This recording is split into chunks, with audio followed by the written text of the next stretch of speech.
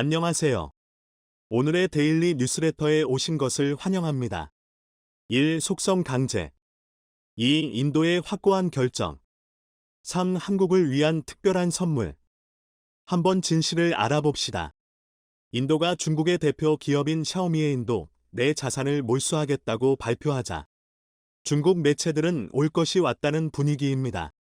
한 중국 매체는 인도는 이미 샤오미의 수렁이 되었다는 자조 섞인 한탄까지 했습니다. 인도 범죄수사국은 지난 9일 샤오미 인도 법인에 정식 동지문을 보내 샤오미가 불법 해외 송금을 했고 외환관리법을 위반했다며 샤오미 인도 법인과 책임자, 시티은행 등 세 곳을 기소하고 압류한 샤오미 자산을 몰수하겠다고 통보했습니다. 인도의 샤오미 재산 압류는 이번이 처음이 아닙니다. 인도 범죄수사국은 지난해에도 샤오미 인도 법인이 해외로 불법 송금을 해 외환관리법을 위반한 증거를 확보했다며 샤오미 인도 법인 계좌에서 관련 자산 8,500억 원을 압류한 바 있습니다. 샤오미는 특허권 사용료는 합법적인 상업 행위였다며 인도법을 어긴 적이 없다고 주장했지만 받아들여지지 않았습니다. 그런데 이번에 인도에 몰수당한 자산은 규모가 상당합니다. 샤오미가 지난해 올린 순이익의 56.7%에 이릅니다. 인도에서 열심히 장사를 했지만 이익의 상당 부분을 인도 당국에 몰수당한 것이나 다를 없었습니다. 더구나 올해 1분기 샤오미의 인도 시장 점유율은 점점 하락 중입니다. 카운터포인트에 따르면 샤오미는 지난해 1분기 인도 스마트폰 시장에서 점유율 23%로 판매량 1위를 차지했지만 올해 1분기에는 16%로 점유율이 줄어 삼성전자, 중국 비보에 이어 3위로 밀려났습니다. 장샤오룽 중국 선두과학기술연구원장은 샤오미가 인도에서 당한 일은 중국 기업의 인도가 투자의 낙원이 아니라는 경종을 울려주고 있다고 말했습니다. 전 세계 각국의 탈탈, 중국 바람 속에 최근 중국의 대체 생산지로 떠오르고 있는 인도는 사실상 인도 시장에서 샤오미, 오포, 리얼미, 비보 등 중국 스마트폰 기업들을 내쫓기 시작했습니다. 중국 기업들은 인도에 일찌감치 진출해 가성비를 바탕으로 시장을 석권해 왔습니다. 하지만 최근 인도는 스마트폰 생산 자립을 추진하면서 중국 기업들부터 퇴출하고 있습니다. 하지만 인도는 스마트폰 생산 기술이 없기 때문에 결국 한국 기업들과 손을 잡고 인도 현지 공장에서 생산하는 방식을 취하고 있습니다. 최근 중화권 매체들은 일제히 인도 전자정보기술부가 자국에 진출해 있는 중국 스마트폰 기업들의 고위층을 불러 이른바 지침을 일방적으로 동보했다고 보도했습니다. 지침의 핵심 내용은 이들 기업의 인도 현지 법인의 최고 경영자, CEO, 최고 재무 책임자, CFO, 최고 운영 책임자, COO를 인도인으로 임명하고 인도 자본의 진입을 허용해야 하며 스마트폰을 인도에서 제조, 조립하라고 지침을 내린 것입니다. 이것은 인도가 중국 기업들에게 기업의 지배구조를 변경하라는 요구였고 중장기적으로 중국이 투자한 기업들을 인도 현지 기업화하겠다는 의도를 노골적으로 내비친 것이었습니다. 나아가 중국 기업들의 인도 현지화를 통해 인도 내 스마트폰 생산을 점진적으로 늘리겠다는 포석이었습니다. 샤오미 등 중국 기업들은 2014년부터 인도 시장에 진출해 저가 스마트폰 시장을 장악했고 작년 점유율 조사에서 인도 휴대전화 사용자 3명 중 2명이 중국산을 쓰는 것으로 집계된 바 있습니다. 하지만 미중 간 대립과 코로나19 팬데믹을 거치면서 중국 내 스마트폰 생산이 차질을 빚게 된 것이 팬데믹 이후 인도가 중국의 대체지로 급격히 떠올랐기 때문입니다. 2017년 위스트론을 시작으로 대만 폭스콘과 페가트론 등 애플의 대만 협력업체들이 인도에 잇따라 진출했습니다. 하지만 지난해 폭스콘 중국 정저우 공장의 대규모 노동자 탈출 사건 이후 새로운 스마트폰 생산지로서 인도가 급부상했습니다. 애플은 최근 모델인 아이폰 14를 작년 9월부터 인도에서 생산하기 시작했고 아이패드도 중국에서 인도로 생산지를 이전하는 것을 검토 중인 것으로 알려졌습니다. 미국 최대 은행 JP모건 체이스에 따르면 애플은 2025년이 되면 인도에서의 아이폰 생산 비중을 자사 전체의 25%로 늘릴 계획이라고 알려져 있는데요.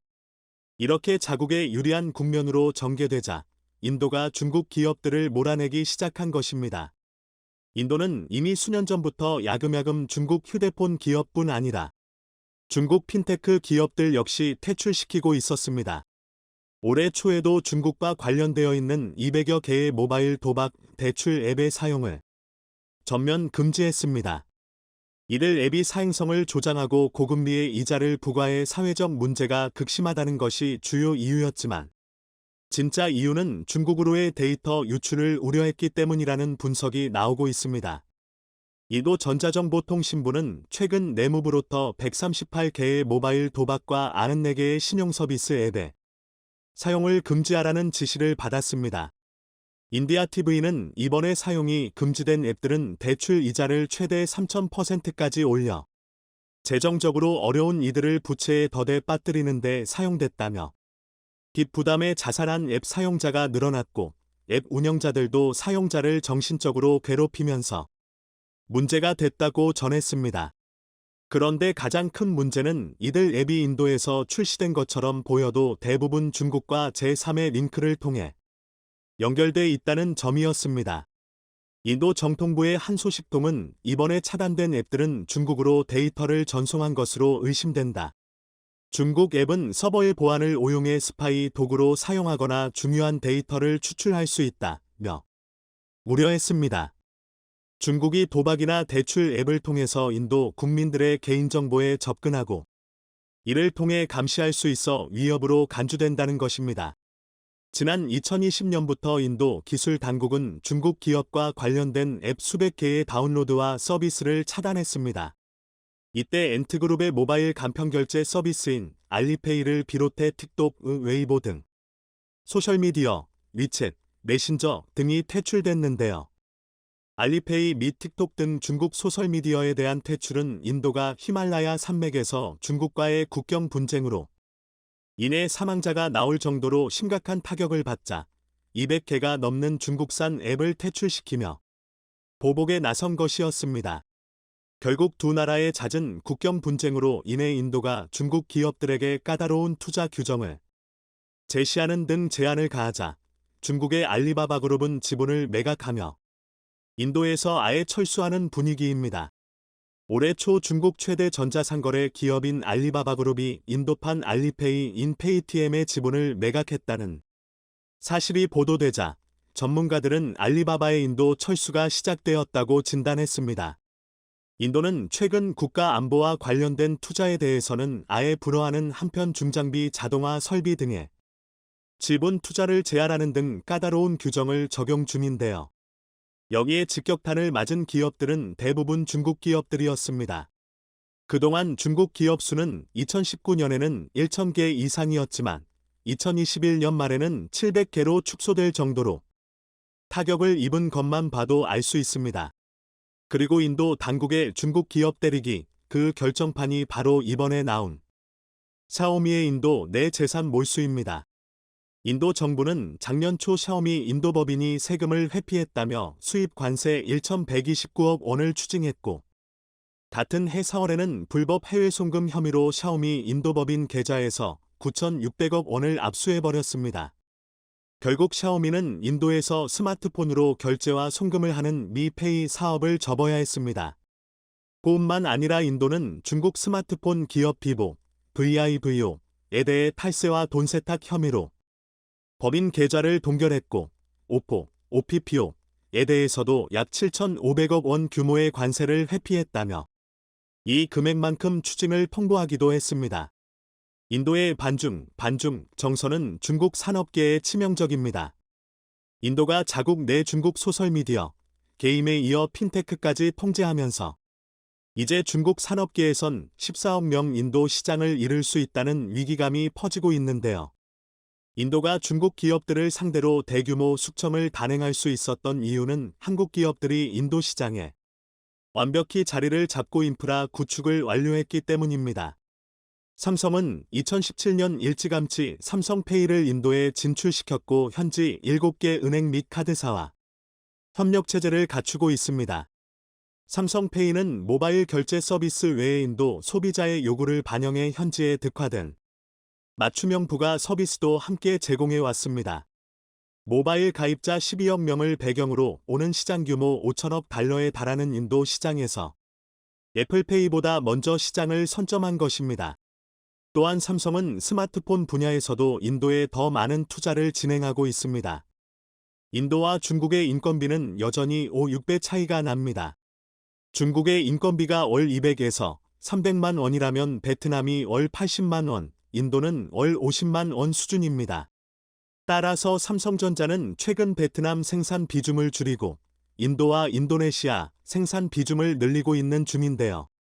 올해부터는 인도에서 아예 플래그십 스마트폰 생산을 확대하기도 했습니다. 샤오미 등 중국 스마트폰 기업들이 인도의 압박으로 퇴출되거나 각종 규제로 몸살을 앓고 있는 사이 삼성전자의 인도 스마트폰 점유율은 꾸준히 늘어 2021년 4분기에만 하더라도 중국의 샤오미와 리얼미에 이어 3위에 그쳤지만 지난해 4분기 점유율 20%를 돌파하고 드디어 샤오미를 제치고 1위로 올라섰는데요. 올해 1분기에도 삼성전자는 출하량 1위를 유지했습니다. 결과적으로 인도는 한국 기업들과 협력 관계를 맺으며 중국 기업들을 퇴출시켰고 중국 기업들의 몰수한 자산을 한국 기업들에게 분배하고 있는 시장 시스템을 만들어 버렸습니다. 중국이 최근 급격한 성장을 하며 숨겨왔던 본색을 드러내고 있습니다. 최근 1인당 GDP 국민소득이 1만 달러를 돌파해 중진국 반열에 진입하고 있는 중국은 자국에 투자한 해외 기업들의 기술력과 경영 노하우를 이용하여 자국 산업 발전에 적용해왔습니다. 중국 정부는 1980년대부터 개혁 개방을 시작한 이후 자국 산업을 보호하겠다는 목적으로 외국 기업들이 중국 시장에 진출하는 경우엔 중국의 현지 기업들과 합작해 지분을 공유해야지만 사업 활동에 허가를 내주는 등 불공정한 조건을 내걸었습니다. 특히 중국 기업이 50% 이상 지분을 가져야 사업 허가가 났기에 해외 기업들은 합작법인의 지분을 절반 이하로 유지해야 합니다. 이런 조항들은 기술력과 자본력을 보유한 해외 업체들에게 굉장히 불리하게 작용하지만 세계 최대 시장으로 떠오르는 중국에서 사업하기 위해선 이런 위험을 감수하고 많은 글로벌 기업들이 중국에 진출하기 시작한 것입니다. 이런 식으로 중국 내 사업을 시작하는 경우 현지 중국 기업과 50%가량의 지분을 나눠야 하기에 이익을 나누는 것은 물론이고 해외 업체들이 수십 년간 쌓아온 기술력과 노하우를 비롯한 지적 재산들이 중국 업체에게 넘어갈 위험이 있으며 이를 이용한 중국 기업들이 독자적인 사업을 시작해 잠재적인 경쟁자로 커질 수 있는 위험이 있습니다. 이렇게 기술이 탈취될 수도 있는 위험은 물론이고 정치적인 리스크 역시 존재합니다. 중국 정부 눈밖에 나면 수십조 원을 투자한 중국 사업을 순식간에 접어야 할 위기에 놓이기도 합니다. 해외 기업들의 기술력과 노하우를 충분히 확보했다는 판단이 들면 중국 정부는 해외 기업들의 이용 가치가 사라졌다며 사실상 중국 시장에서 쫓아내고 있습니다. 이런 식으로 중국 시장에서 가장 큰 견제를 받는 해외 기업이 도저히 못 버티겠다며 한국행을 공식화한 가운데 일본에선 공장 유치에 실패해 세계 1위 업체의 한국 진출을 바라만 보게 되었습니다. 관련 소식을 자세히 알아보겠습니다. 우리나라 기업들도 역시 예외는 아니지만 상대적으로 안전한 것으로 확인되고 있습니다. 중국 내 반도체 생산 거점인 삼성전자 시안 공장은 삼성 측에서 지분 100%를 보유하고 있는 것으로 알려졌습니다. 중국 우시 지역의 SK하이닉스 메모리 공장도 SK하이닉스가 100%의 지분을 보유해 중국 업체들의 숟가락 엎기를 원천적으로 차단한 상태입니다. 우리나라 반도체 업체들이 중국 사업의 리스크를 우려해 진출을 망설이자 중국 정부에서 예외적으로 특별 혜택을 주며 자체적인 지분만으로 사업 활동을 하도록 한 것인데요. 현대차도 중국 내 지분을 100%까지 늘리도록 허가를 받으며 중국 업체의 지분을 정리하고 있습니다. 2002년 중국에 진출한 현대자동차는 중국 정부의 방침에 따라 50대 50 합작법인을 유지해왔지만 최근 중국 정부의 허가를 통해 100% 지분을 가진 현대상용차 법인을 새로 탄생시키는 등 새로운 변화가 생겨나고 있습니다. 하지만 중국 시장의 밝은 관계자들은 중국 정부가 이유 없이 규제를 완화할 리는 없다며 알려지지 않은 속셈이 있다고 분석했습니다. 먼저 중국이 유리한 위치를 선점한 분야는 시장을 개방하며 인심을 쓰는 척하지만 이런 선심성 정책은 아직 중국에 진출하지 않은 새로운 기업들을 끌어들이기 위한 전략으로 보고 있습니다. 현대차의 사례를 보면 알 수 있습니다. 지난 2016년 당시만 하더라도 현대차는 중국 시장에서 1년간 116만 대를 판매하는 등 엄청난 실적을 올렸지만 중국 정부의 자국 기업 육성 정책을 정면으로 맞은 현대차는 2021년 기준으로 30만 대 수준의 판매량을 기록하며 판매량이 5년 만에 4분의 1로 줄었습니다. 현재 중국 정부의 지원을 받은 자동차 업체와 신생 전기차 업체가 우후죽순으로 생기며 현대기아 자동차의 중국 내 실적은 더 안 좋아질 것으로 전망되고 있습니다. 이렇게 자국 기업들이 시장을 장악한 분야에선 중국은 규제를 완화하며 인심을 쓰는 것처럼 보이는데요. 여기에 새로운 타겟이 된 기업이 있습니다. 현재까지 가장 우수한 자율주행 기술력을 기반으로 전 세계 전기차 시장을 선도하고 있는 미국 기업 테슬라입니다. 중국 기업의 전기차 역량이 부족하던 시절 중국 당국은 테슬라를 유치하기 위해 삼성전자나 SK하이닉스에게 제공되었던 혜택과 비슷한 100% 지분 보유를 허용했으며 중국에서 생산된 전기차에 대해 10%의 소비세를 면제해주는 등 혜택을 주었습니다.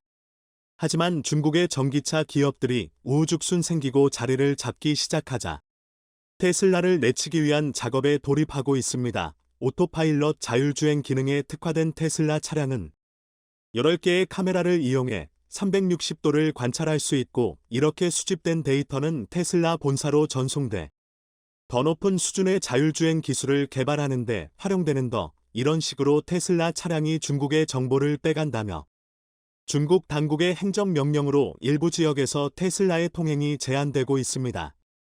중국 최고위층이 모이는 허베이성의 베이다이어는 한국으로 치면 여의도와 같은 지역으로 정치인과 기업가들이 모여드는 곳입니다. 중국 당국은 해당 지역에 테슬라 차량이 들어오게 되면 고위급 인물과 관련된 정보가 유출될 수 있다며 진입을 통제하고 있습니다.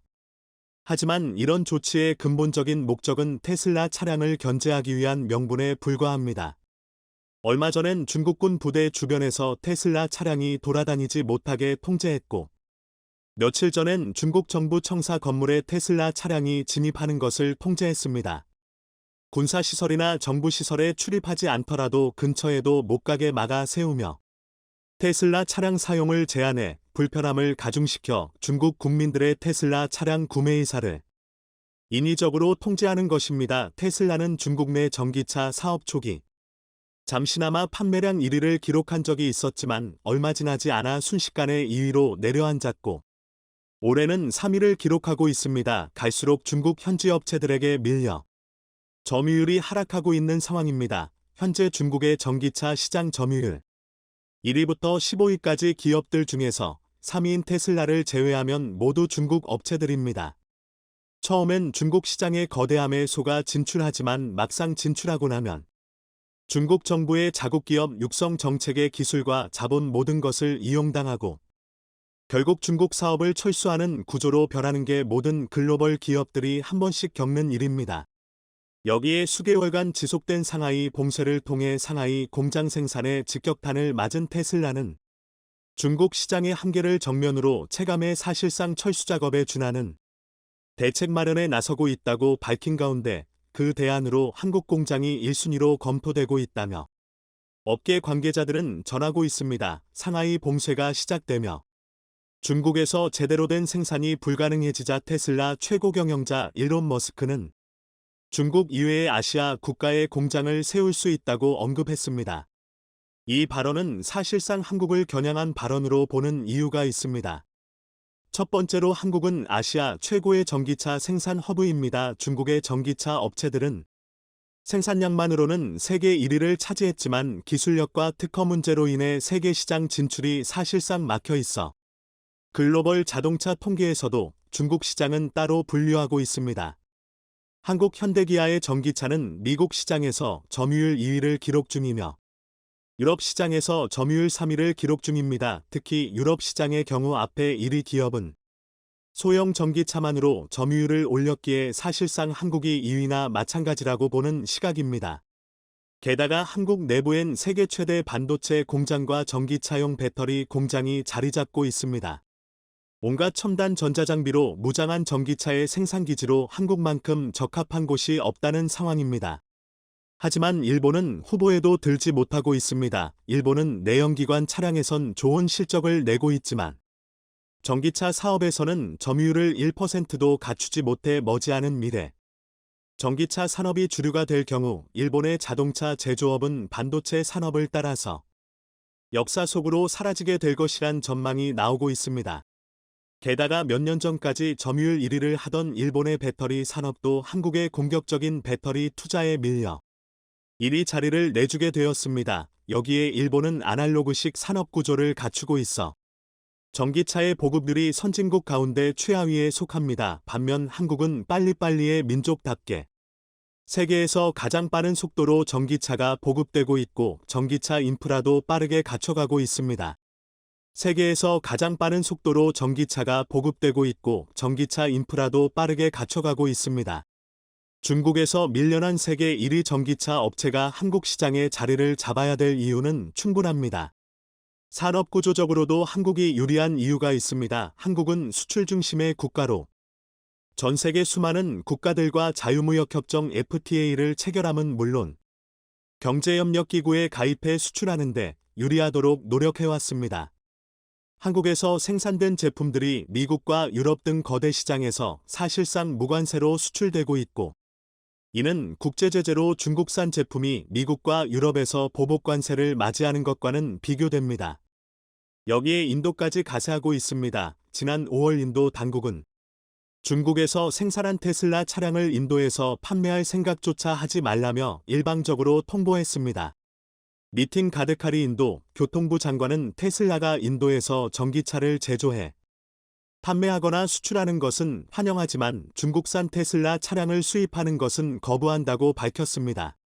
이는 사실상 인도에 공장을 지으라는 압박이기도 하지만 중국이 아닌 해외 공장에서 생산된 테슬라 차량에 대한 수입 관세 인하도 협의 중으로 알려졌습니다. 즉 중국만 아니면 된다는 뜻으로 2010 한국과 인도는 자유무역 협정 FTA보다 더욱 강력한 포괄적 경제동반자 협정 CEPA 협정을 체결한 상태로 한국에서 생산된 테슬라 차량의 인도 시장 진출도 무리 없이 진행될 가능성이 큽니다. 중국 정부는 자국 공무원 연구 개발자들을 향해 테슬라 차량을 타지 말라는 지시를 내렸고 이런 흐름은 언제든 중국 시장에 진출한 해외 기업들이 당할 수 있는 일입니다. 우리 기업들도 언제든 이런 일을 당할 수 있고 과거 사드 배치를 이유로 들며 중국이 한국 기업들을 향해 보복 조치를 시행한 것은 현재도 유효한 상황입니다. 글로벌 기업들이 중국의 진출에 성공을 거둔 사례는 사실상 전무하며 이는 중국 내 전기차 점유율 1위부터 15위까지 테슬라를 제외하고 전부 중국의 기업이라는 점이 최근 전 세계 전기차 시장에서 경쟁이 무척 치열합니다. 각 나라의 내로라하는 기업들이 모두 뛰어들어 경쟁을 펼치고 있는데요. 전기차 시장에서 압도적인 우위를 점하고 있는 테슬라와 현대차를 상대로 세계 여러 기업들이 도전장을 내밀고 있습니다. 특히나 중국의 여러 기업들은 최근 적극적으로 한국 전기차 시장의 문을 두드리고 있어 그 행보에 관심이 쏠리고 있습니다. 중국 기업들이 국내에서 판매할 전기차에는 중국산 배터리가 탑재될 예정인데요. 그간 중국 정부가 차별적인 보조금 정책으로 한국 기업을 견제해 왔으며 자국 시장에서 전기차 판매 시 자국 배터리를 탑재할 것을 종용해 왔기에 이번 한국 시장 진출에 대한 시선이 고울 수가 없습니다. 또한 중국이 자랑하던 교체식 배터리의 충격적인 근황으로 그 논란은 더욱 커지고 있습니다. 한편 현대차는 감히 넘볼 순 없는 독보적인 기술력으로 다른 전기차 기업들과 격차를 벌려 나가고 있습니다. 최근 미국 타임즈가 선정한 올해 최고의 발명품으로 선정되며 큰 화제가 됐는데요. 그런가 하면 현대차의 다양한 전기차 모델들은 세계 각국에서 올해의 차로 선정되며 쏟아지는 호평을 받고 있습니다. 특히나 지속적으로 한국을 견제해왔던 중국과 일본에서조차 그 반응이 무시할 수 없을 정도로 폭발적이라 마지못해 인정하고 나섰다고 하죠. 그 자세한 내용 알아보도록 하겠습니다. 최근 전 세계 여러 기업이 전기차 경쟁에 뛰어들면서 전기차 시장의 경쟁은 무척이나 치열해졌습니다. 그 가운데 우리 한국의 전기차는 계속해서 좋은 성적을 내며 촉망받고 있는데요. 주요 수출국인 미국과 독일, 영국 등의 시장에서 한국산 전기차 브랜드의 시장 점유율이 지속해서 상승하고 있으며 올 상반기 미국 시장에서는 테슬라에 이어 점유율 2위를 차지하기도 했습니다. 이에 일론 머스크 테슬라 최고 경영자는 자신의 트위터에 현대차가 매우 잘하고 있다는 글을 게재하며 화제가 되기도 했죠. 현대차에 대한 호평과 기대감이 담긴 많은 트위터 이용자들의 글이 이어졌는데요. 한국의 전기차는 전 세계인들의 많은 관심을 받으며 전기차 시장에서 독보적인 입지를 구축해 가고 있습니다. 그 와중에 중국의 여러 기업들은 최근 적극적으로 한국 전기차 시장의 문을 두드리며 도전장을 내밀고 있는데요. BYD, 볼보, 폴스타 등을 거느리고 있는 지리차 그룹이 가장 적극적인 행보를 보이고 있습니다. 르노 코리아와 공동으로 전기차 개발에 나섰으며 독자적인 판매망 구축도 준비 중이라고 하죠. 관련 업계에 따르면 BYD 역시 한국법인 규모를 확장하고 있다고 합니다.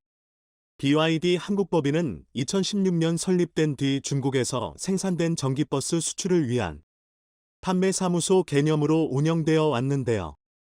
최근 사무실을 이전하고 대대적인 채용에 나서는 동시에 6개 전기차 상표 출원도 완료하며 버스뿐만 아니라 승용차까지 이르는 전기차 판매 라인업을 강화하려는 움직임을 보이고 있습니다. 또한 BYD는 상용자동차와 파트너십을 맺고 전기차 전용 플랫폼 개발도 진행 중입니다. 한편 이들이 국내에서 판매할 전기차에는 중국산 배터리가 탑재될 예정으로 곳곳에서 걱정 어린 목소리가 나오고 있습니다. BYD는 글로벌 배터리 시장 점유율 3위를 차지하고 있는 기업인데요. BYD는 자사 배터리를 탑재한 전기차 판매를 바탕으로 시장 지배력을 높여가는 기업으로 지리차 역시 중국 배터리 기업으로부터 배터리를 공급받을 가능성이 큽니다. 그동안 한국 배터리에 대해 노골적인 차별 정책을 펼쳤던 중국이기에 이번 그들의 행보에 불편한 감정이 터져 나오고 있는 것인데요. 중국은 북미, 유럽 등과 더불어 글로벌 3대 전기차, 배터리 시장으로 꼽히기에 LG 에너지솔루션, 삼성 SDI, SK온 등 국내 주요 기업들은 이미 중국 현지의 생산 설비 구축을 완료했으며 지속적인 증설을 추진해오고 있습니다. 그러나 안타깝게도 2015년 전후부터 꾸준하게 투자를 이어오고 있지만 몇몇 공장을 제외하면 수익성 확보에 실패한 상태라고 합니다. 중국 정부가 차별적인 보조금 정책으로 한국 기업을 견제한 데 이어 자국 시장에서 전기차 판매를 희망하는 기업들에게 자국 배터리를 탑재할 것을 종용해왔기 때문이죠. CATL, BYD 등의 자국 기업을 육성하기 위해 한국 기업을 견제한 것인데요.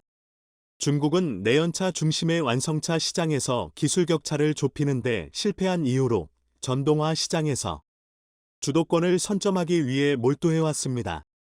배터리 사업 육성도 그때부터 본격화됐죠. 그 영향으로 최근 중국 전기차는 유럽, 동남아시아 등으로 활발히 진출하고 있으며 중국 외의 시장에서도 중국 배터리를 탑재하는 완성차 회사들이 늘어나고 있습니다. 그렇기에 그동안 한국 완성차 시장 진출에 번번이 고배를 마셨던 중국이지만 이번 전기차 시장 진출에서는 다른 모습을 보일 수도 있다는 관측이 나오고 있는데요.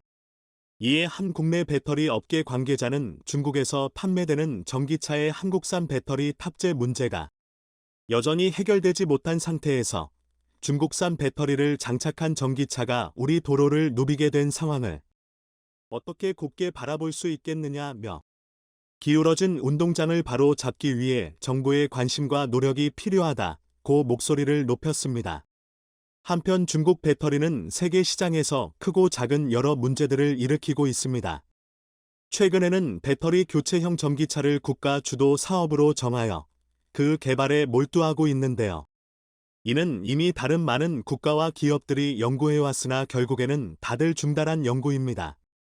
전기차 배터리는 표준화가 안 되어 있기 때문에 차마다 들어가는 배터리팩이 다르고 용량 역시 다 다릅니다. 배터리를 규격화하려면 수많은 차종의 구조를 다 바꿔야 하는데 이는 사실 실현 가능성이 희박하죠. 또한 추후 배터리 기술이 좋아져서 배터리 충전에 걸리는 시간이 줄어들면 막대한 자금을 투자해 지은 배터리 교환소들 역시 무용지물이 됩니다. 그 외 여러 단점으로 인해 세계 각국은 연구를 중단했으나 중국만은 연구를 계속해오고 있는데요. 여기에는 개발도상국의 전기차 시장을 장악하려는 중국의 의도가 깔려 있습니다. 개발도상국은 전력 공급이 불안정한 나라가 많기에 운전자가 직접 전기차를 충전하는 데에 큰 어려움이 있습니다. 그렇기에 중국은 배터리 교체형 전기차를 초기에 보급해 선점하게 되면 결국 이들 나라의 전기차 시장을 중국이 독점할 수 있다고 생각하는 것이죠. 이렇게 규모의 경제로 밀어붙이는 중국의 태도에 전 세계인들은 눈살을 찌푸릴 수밖에 없습니다. 반면 현대차는 여러 걱정 어린 관측들을 일축하며 그 독보적인 기술력으로 다른 전기차 기업들과 기술 격차를 벌려 나가고 있습니다. 최근 현대차 그룹의 전기차에 탑재된 기술이 미국 시사주간지 타임이 선정한 올해 최고의 발명품 중 하나가 된 것인데요. 해당 기술은 외부 전력 공급 기술인 V2L로 타임지가 선정한 특별 언급상을 받았습니다. 타임지는 매년 혁신적인 제품과 서비스를 선정해 발표하고 있죠. 올해는 접근성, 인공지능, 의료 디자인, 엔터테인먼트, 로보틱스 등 26개 부문에서 혁신적인 제품 200종을 선정했는데요. 혁신 제품 외에 올해 시장에서 눈길을 끈 제품과 서비스에 특별 언급상을 수여하고 있으며 현대차의 V2L 기술이 그 대상이 된 것입니다. V2L은 전기차가 외부 전자제품에 교류 전력을 공급할 수 있도록 하는 기술인데요. 해당 기술로 전기차의 전력을 활용해 차량 내부 또는 야외에서 노트북과 같은 전자기기를 자유롭게 이용할 수 있습니다. 그로 인해 자동차의 활용성을 높이고 자동차를 통한 경험을 한 차원 높였다는 점에서 업계로부터 높은 평가를 받고 있죠. 특히나 72.6kWh 용량의 배터리가 적용된 아이오닉 5의 경우 4인 가족 기준 가구가 약 5일 동안 사용하는 전력량 약 60kWh도 충분히 공급할 수 있는데요. 최근 영국에서는 아이오닉 5의 V2L 기능을 활용해 세계 최초로 전기차 동력만으로 운영되는 단위 호텔 현대를 운영하기도 했습니다. 아이오닉 5는 최대 3.6kW의 전력을 제공해 일상생활을 하는데 필요한 모든 전기를 화재 등 별다른 걱정 없이 이용할 수 있습니다. 한적한 시골 마을에 마련된 호텔 현대는 숙박시설인 캐빈, 커피를 마시거나 음식을 먹는 바와 식당, 영화를 관람하고 주변 경치를 즐길 수 있는 영화관 등으로 이뤄졌는데요. 아이오닉 5는 각 구역마다 한 대씩 배치돼 총 3대가 호텔 운영을 전담했습니다. 전기차 3대만으로 호텔 시설을 운영했다는 놀라운 사실에 전 세계에서 칭찬이 이어졌습니다. 이렇게 뛰어난 V2L 기술이 적용된 현대차 그룹의 전기차들은 세계 각국에서 뜨거운 관심을 받고 있는데요. 얼마 전 아이오닉 5가 미국 자동차 전문지인 모터트렌드에 2023년 올해의 SUV로 선정되는가 하면 EV6는 유럽 올해의 차를 수상하기도 했죠. 세계 각국에서 쏟아지는 호평에 지속적으로 한국을 견제해왔던 중국과 일본에서조차 마지못해 인정하고 나섰다고 합니다. 일본에서 아이오닉 5의 인기가 높아지며 계속해서 그 판매량이 증가하고 있는데요. 최근 일본 올해의 차 최종 후보에 오르며 그 인기를 증명했습니다. 아이오닉 5를 포함한 10개 모델이 최종 후보에 올랐는데 테슬라 모델 Y와 벤츠, 아우디는 물론 도요타의 전기차 역시 최종 후보에 오르지 못하며 많은 이들을 충격에 빠뜨렸습니다. 최종 후보들은 시승평가를 거쳐 다음 달 중 최종적으로 한 개 모델이 일본 올해의 차로 선정될 예정인데요. 아이오닉 5의 심상치 않은 인기에 좋은 소식이 기대되고 있습니다. 한편 현대차는 한국 차에 대해 인색했던 중국에서조차 이례적으로 칭찬을 받았는데요. 최근 중국 언론은 중국 전기차 시장에서 데뷔한 아이오닉 6에 대해 중국산 자동차보다 아이오닉 6가 메리트 있다며 충전 시스템 측면에서도 테슬라와 비교해 우위에 있다. 테슬라를 가장 위협하는 자동차라고 호평했습니다. 그 뛰어난 기술력으로 전 세계 시장에서 인정받고 있는 한국 전기차의 모습이 너무도 기분 좋은데요. 앞으로도 계속된 발전을 통해 전 세계로 뻗어나가길 응원하겠습니다.